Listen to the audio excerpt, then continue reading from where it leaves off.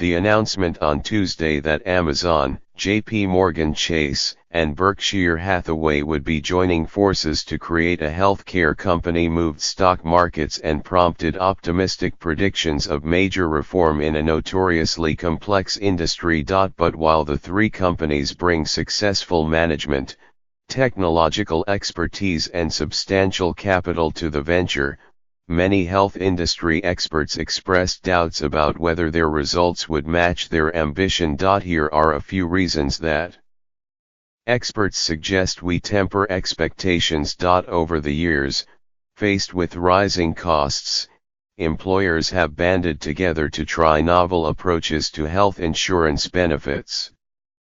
Some have pioneered strategies like working directly with health systems or have achieved significant savings compared with competitors.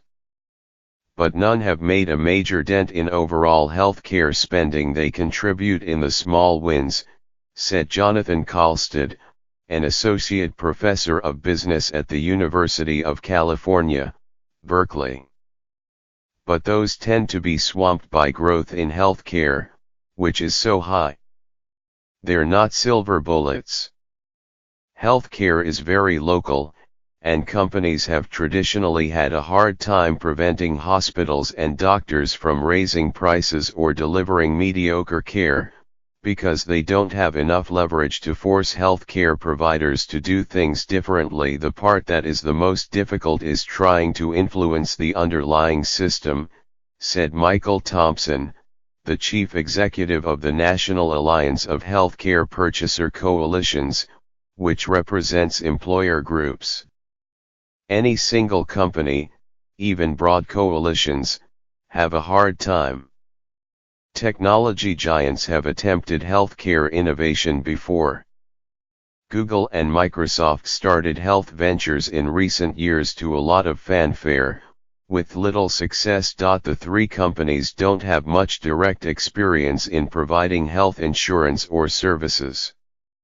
Chase has invested in the industry, and Berkshire Hathaway has owned insurance companies, but none have worked extensively in health benefits or in managing doctors, hospitals, or pharmaceutical companies. Just because you know an industry is underperforming and you have a lot of money doesn't mean you have a successful strategy, said Leemarie Daphne, a professor at Harvard Business School, in an email.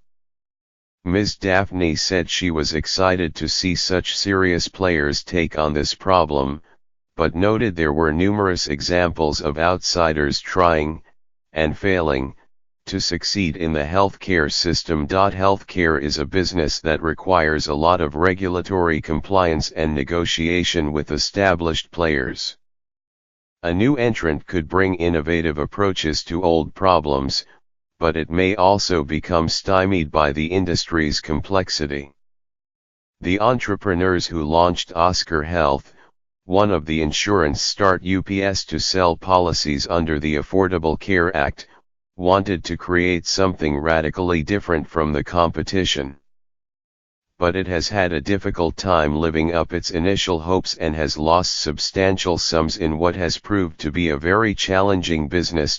Most disruptive companies enter a market with a product that is lower in value than that of market incumbents, but much lower in cost. That's the model for classic disruptors, like Southwest Airlines, MP3s, or Japanese car makers. Healthcare tends to be different, because consumers don't usually want to settle for a lower quality product, even if it is substantially cheaper. Amitabh Chandra, a health economist at Harvard, said that perhaps the easiest way to squeeze a lot of dollars out of the healthcare system would be to reduce what he called low-value services, healthcare treatments that are expensive, but only slightly more effective than cheaper options. But reducing their use is hard because many people still want the better therapy, even if it's not a particularly good value. Highly compensated employees, like those at Chase or at Amazon headquarters, may be particularly attracted to cutting-edge cancer treatments or the latest prescription drugs, he noted. A health plan that cut out such services might hurt the ability to recruit and retain workers needed to succeed in other parts of the business. If there was pure inefficiency, I think it would be a lot easier to make progress, he said. The problem is that all of this stuff has some small benefit. There are some ways that a smart company might seek to wring real inefficiencies out of healthcare. It could, say, lower the prices paid to monopoly hospitals, eliminate services that have no value, or tighten the supply chain for drugs. Optimists about the venture say, if the company succeeds, it will most likely do so by finding strategies that improve care and reduce cost. The three companies are each large but also very different, and they may have different priorities about how to structure their health benefits. JP Morgan Chase is a financial services company, based in New York, with highly compensated employees.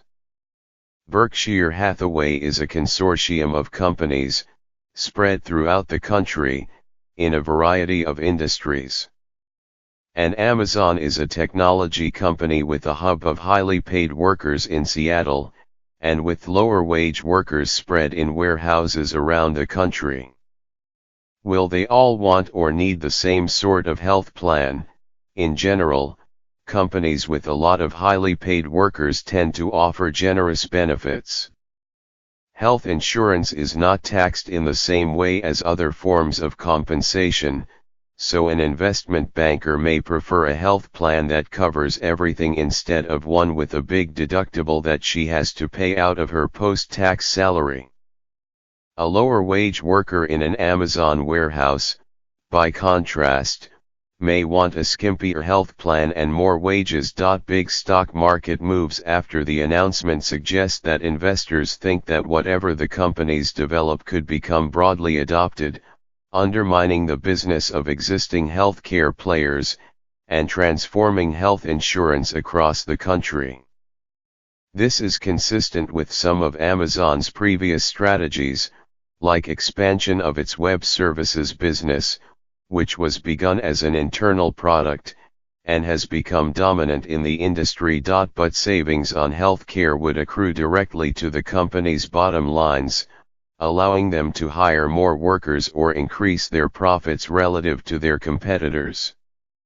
That means selling such services to their competitors would need to be profitable enough to make up for giving competitors that business edge. It's not going to transform the economy unless they then share all of those ideas and best practices with their competitors, said Craig Garthwaite, a health economist who teaches corporate strategy at the Kellogg School at Northwestern.